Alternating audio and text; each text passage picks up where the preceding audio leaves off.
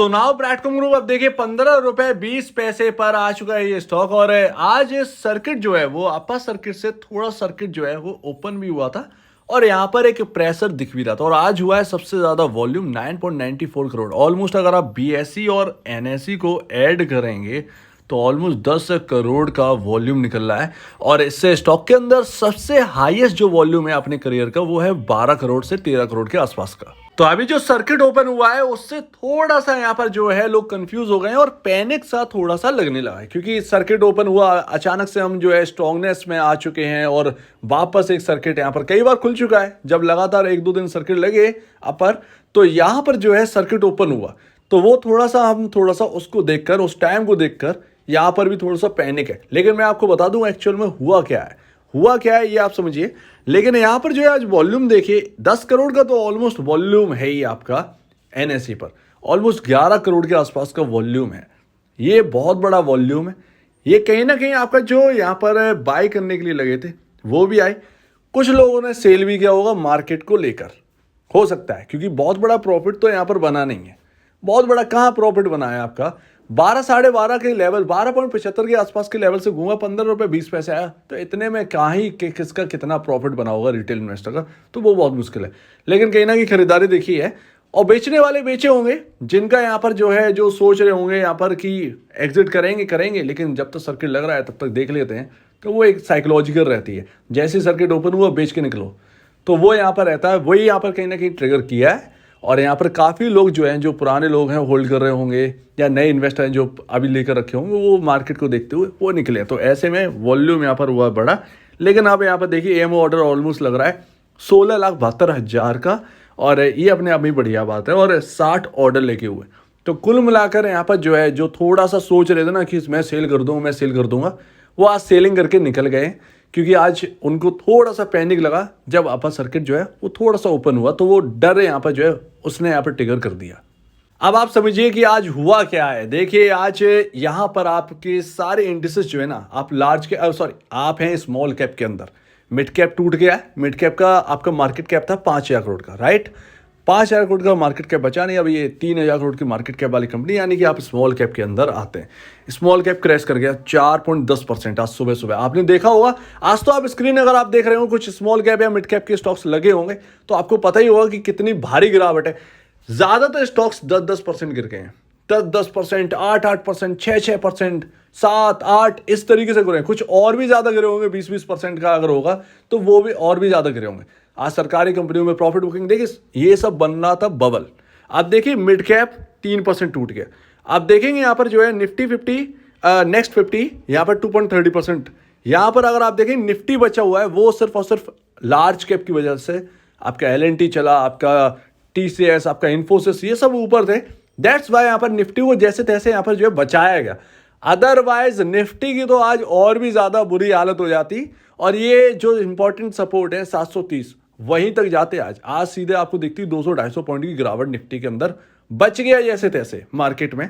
लेकिन आप देखेंगे तो पीछे जो ब्रॉडर मार्केट है वो गिर गया। तो निफ्टी मिड कैप 100, आपका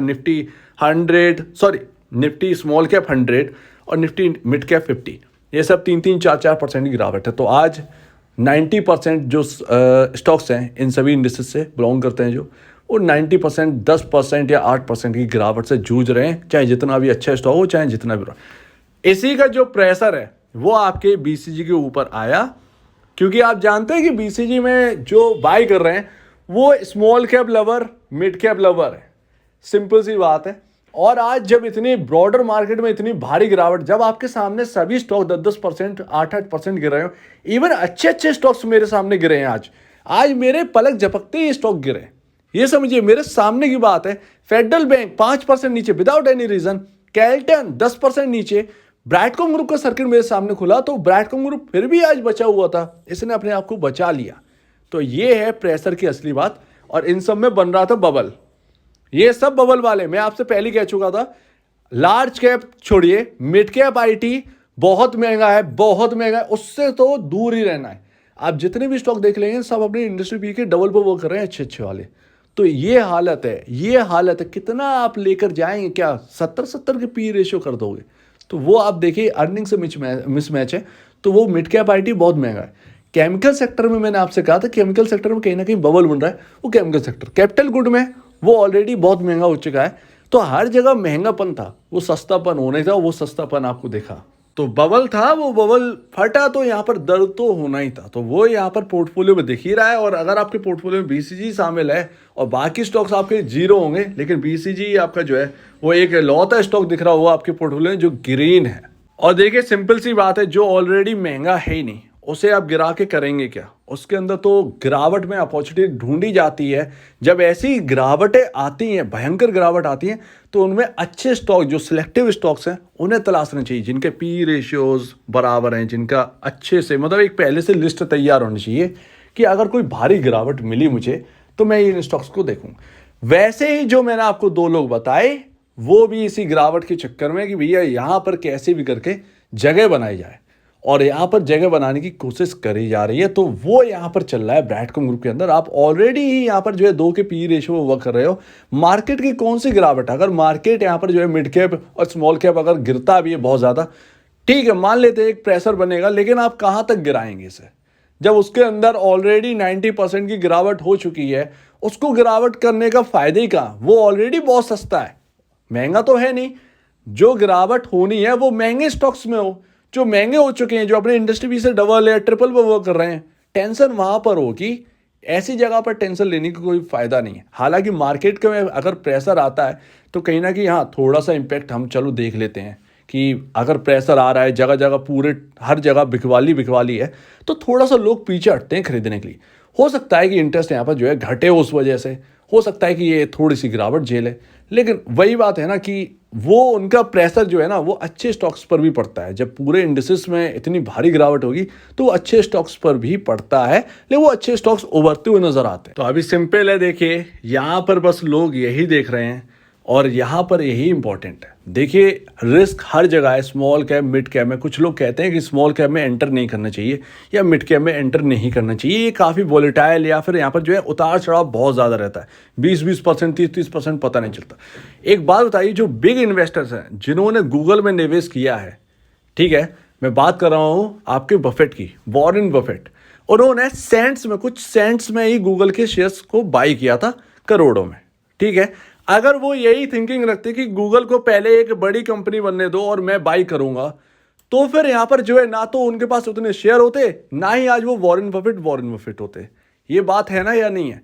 तो रिस्क तो लेना ही पड़ेगा मार्केट में, और रिस्क मार्केट के लिए बना है, मार्केट सबके लिए है। बस अपने आप को रिस्क मैनेजमेंट से तोलना पड़ता है, तुलना पड़ेगा, ठीक है ना। तो रिस्क बहुत है लेकिन रिवॉर्ड उतना ही है। तो वो यहां पर आज से नहीं, शुरू से चलते आ रहा है। देखिए मुझे क्लिप घुमाने की जरूरत नहीं है। जब ये 47 था, 48 47, मैंने सबसे कह दिया था कि जो रुकना चाहे रुके, क्योंकि मैंने पहले ही एक प्रिडिक्शन करके रखा था कि कहीं ना कहीं ये गिरेगा और ये कहीं ना कहीं 20 और 16 के आसपास आएगा। आज की बात नहीं है, ये बहुत पहले की बात है। लेकिन उसके बाद जो खबरें आई हैं, वो बहुत खबरें आ गई, बहुत खबरें आती चली गई, जिसकी वजह से ये पिस गया स्टॉक। तो पहले से जो लोग रुके हुए थे वो पहले से ही अपना जो है समझ कर बैठे थे कि हाँ भैया मैं तो पूरा देखूंगा, यहाँ पर दिक्कतों से बाहर निकलने दीजिए। वो जो अपना जो एक चल रहा है प्रोग्राम कि भैया यहाँ पर जो है audit results, interim dividend, interim order और ये सब, इन सब से जूझना है, तो वो पहले से ही प्रिपेयर करके बैठे हुए थे। तो उसमें कोई शक की बात ही नहीं है। जो अभी नए निवेशक हो या पुराने निवेशक, अगर आपको लेना है रिस्क तो आप लीजिए। नए निवेशक जो हैं वो भी सोच समझ कर, क्योंकि अगर यहाँ पर जो है ना मार्केट में डम्माडोल हो गया तो थोड़ा स्टॉक जो है वो झूल जाएगा, ठीक है। ऐसे में आपको प्रॉब्लम नहीं होनी चाहिए। अगर आप टोटली रिस्क लेने के लिए तैयार हैं तो फिर आप देखिए बीसीजी की तरफ, क्योंकि हाईली वोलेटाइल है और खबरों का सिलसिला जारी है। कभी भी किसी भी वक्त यहाँ पर प्रेस रिलीज का न्यूज़ आ जाएगी, उस पर स्टॉक रिएक्ट करेगा, ठीक है ना। स्टॉक भारी गिरावट देख चुका है। अब कुछ लोग इसकी तरफ देखेंगे, कुछ लोग न्यूज़ की तरफ देखेंगे, कुछ लोग होप की तरफ देखेंगे। तो बहुत सारी चीज़ें हैं जो कि ब्राइटकॉम ग्रुप को यहाँ पर रखे हुए हैं, और यही सबसे इंपॉर्टेंट है। तो आप क्या समझ रहे हैं, ये इंपॉर्टेंट है। आप इसके ऊपर भरोसा करिए, अपने ऊपर। पहले आप सोचिए कि आपको करना क्या है, तब आप डिसाइड करिए।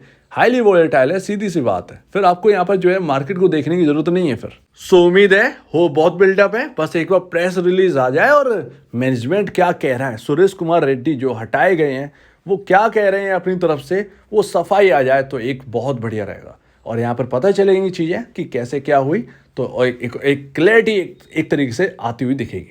सो इसी का इंतजार है और स्टॉक जो है वो यहाँ पर तंगड़ी बाइंग देख रहा है। और जैसा कि मैं ऑलरेडी आपको बता चुका हूँ, दो ही लोग हैं, या तो वो कुछ समझ गए हैं इसके अंदर जो हमें समझ में नहीं आ रहा, और एक हैं जो कि होप बिल्डअप कर रहे हैं, होप की वजह से स्टॉक में एंट्री कर रहे हैं।